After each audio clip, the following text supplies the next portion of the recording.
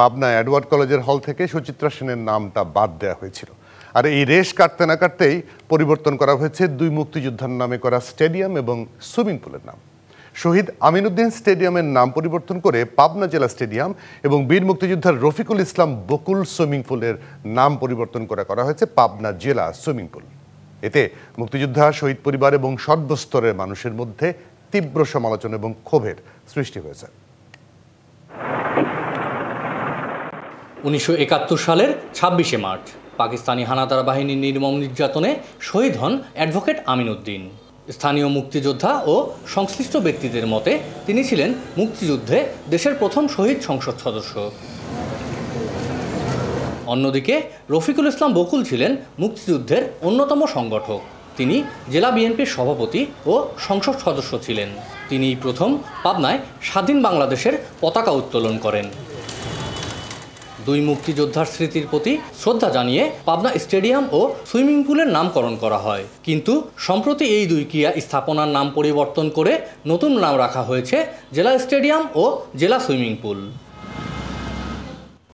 Colour expert, George sap এবং mild on hands technology সমৃদ্ধ Orix crystal wash আপনার ক্রীড়া স্থাপনা থেকে দুই মুক্তিযোদ্ধার নাম বাদ দেওয়ায় প্রতিবাদ ও সমালোচনার ঝড় উঠেছে।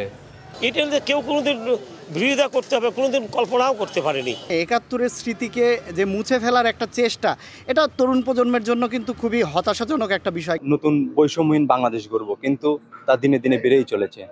এটা আমাদের কাছে, যারা বিপ্লবী তাদের কাছে এটা হতাশ। এই সিদ্ধান্তকে হঠকারী ও গভীর ষড়যন্ত্র হিসাবে দেখছেন মুক্তিযোদ্ধা ও শহীদ পরিবারের সদস্যরা। হঠাৎ করেই আমরা দেখতে পাই তার নামটা পরিবর্তন। কেন এইগুলা হচ্ছে? কর্তৃপক্ষ বা প্রশাসনের দৃষ্টি আকর্ষণ করি যে তারা এই বিষয়টা নিয়ে যেন এরা ভাবে। এই যে নাম পরিবর্তনের যে রাজনীতি, এটা একটা ব্যাড কালচার বহন করে। শুধু মুক্তিযুদ্ধ না, প্রতিটা সেক্টরে যে যার যতটুকু কৃতিত্ব এতটুকু আমাদেরকে দিতে হবে।